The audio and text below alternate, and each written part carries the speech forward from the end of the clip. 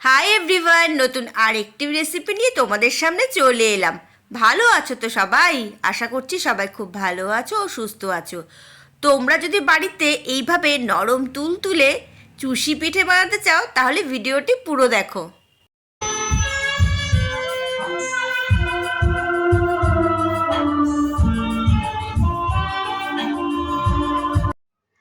আতপ চালের গুঁড়ো নিয়েছি 1 বাটি, 4টে এলাচ ফাটিয়ে নিয়েছি। আমাদের নুন লাগবে, আমি নুন 1/2 চামচ দেব। 200 গ্রাম নিয়েছি খেজুর গুড়, আর আমি একটু চিনি দেব। চিনি আমি 1 চামচ দেব। এই চামচের 1 চামচ আমি চিনি দেব। তোমরা কিন্তু চাইলে শুধু গুড় দিয়ে বা শুধু চিনি দিয়েও পিঠে বানিয়ে নিতে পারো।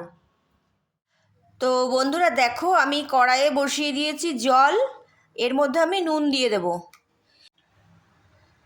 তো বন্ধুরা দেখো, জল ভালো করে ফুটিয়ে নিয়েছি। এবার আমি দিয়ে দেবো চালের গুঁড়ো। তো আমি তোমাদের বললাম যে আমি আতপ চালের গুঁড়ো দিয়ে পিঠে বানিয়ে নেব। তোমরা ইচ্ছে করলে সেদ্ধ চালের গুঁড়ো দিয়েও করতে পারো, তাতে কোনো অসুবিধে নেই।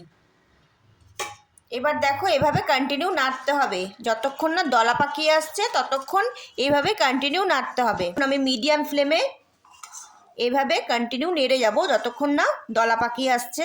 মানে দেখবে কড়াই থেকে ছেড়ে দেবে, তখন বুঝতে পারবে তোমার মিশ্রণটা পুরো রেডি হয়ে গেছে, দলা পাকিয়ে গেছে। এবার আমি গ্যাস অফ করে দেব।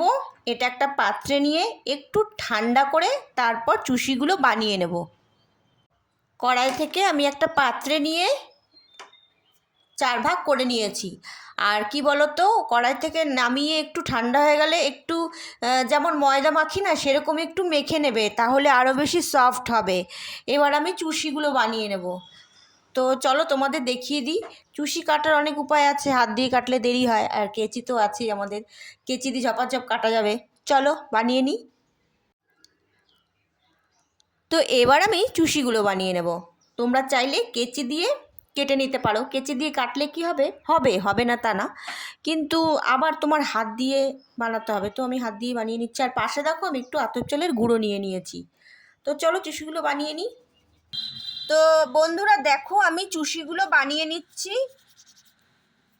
আমি একটু লম্বা করেই বানাচ্ছি, তোমরা যেরকম ইচ্ছে সাইজ দিয়ে বানিয়ে নিতে পারো, ছোট বা বড়।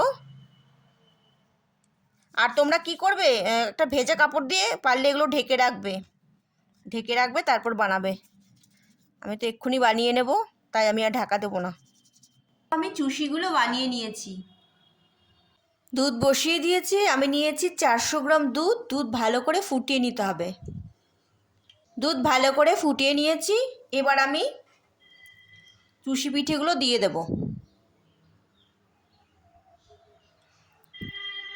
তোমরা যদি চুষি পিঠে একটু পাতলা রাখতে চাও, মানে খুব বেশি ঘন করতে না চাও, তাহলে 1 বাটি চালের গুঁড়ো দেবে না, দেবে 1/2 বাটি চালের গুঁড়ো, ঠিক আছে? তো আমি একটু ঘন করব, আমি এতটা পাতলা রাখবো না, তো আমি 1 বাটি চালের গুঁড়ো নিয়েছি। তো দেখো, আমি পুরোটা চুষি দিয়ে দিলাম। তোমরা যেরকম মিষ্টি পছন্দ করো সেই বুঝে চিনি বা গুড় দেবে। তো তোমরা দেখেছো চুষিগুলো দিয়ে দিয়েছি। এবার আমি আঁচ বাড়িয়ে কিছুক্ষণ সেদ্ধ হতে দেব। কিছুক্ষণ ফুটে গেলে এরপর আমি মিডিয়াম ফ্লেমে কিছুক্ষণ চুষিগুলো দুধে ভালো করে সেদ্ধ করে নেব। সেদ্ধ করার পর আমি মিষ্টি দিয়ে দেব। এর মধ্যে আমি দিয়ে দেব একটা তেজপাতা আর 4টে এলাচ ফাটিয়ে নিয়েছি, দিয়ে দেব।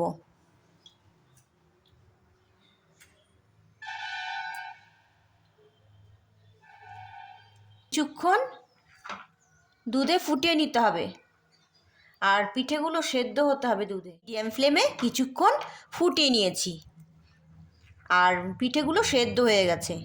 এবার আমি মিষ্টি দিয়ে দেব। তোমাদের আমি গ্যারেন্টি দিলাম, এইভাবে পিঠে বানিয়ে তোমরা খেতে পারো, খুব ভালো লাগবে। আর বন্ধুরা একটা জিনিস লক্ষ্য করো, চুষিগুলো কিন্তু একটার সাথে একটা লেগে যাচ্ছে না বা ভেঙে যাচ্ছে না। মিষ্টি দিয়ে দিয়েছি। মিষ্টি দেওয়ার পর আরও কিছুক্ষণ ফুটিয়ে নিতে হবে।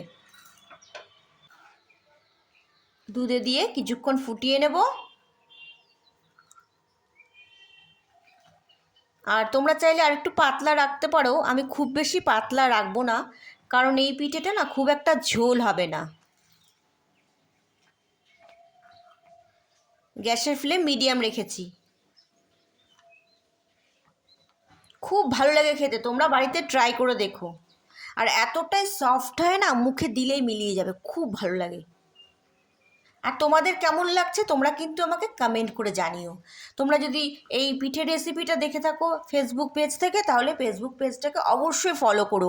আর যদি ইউটিউব থেকে দেখে থাকো, তাহলে আমি তোমাদের রিকোয়েস্ট করবো তোমরা চ্যানেলটাকে সাবস্ক্রাইব করো, যাতে আমি ভালো ভালো ভিডিও তোমাদের জন্য নিয়ে আসতে পারি।